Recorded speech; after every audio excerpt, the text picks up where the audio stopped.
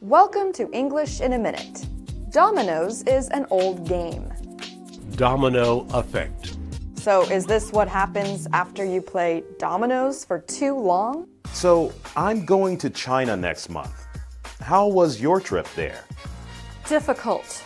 I missed my flight in Los Angeles, which made me miss my connecting flight in Hong Kong, which made me miss my train in Shanghai. Wow, that is quite the domino effect. It was an international domino effect. Dominoes is a game, but people also use the tiles in this way. They knock the first tile over, which knocks over the second, then the third, and so on. So a domino effect is when one event causes a series of other things to happen. And that's English in a Minute.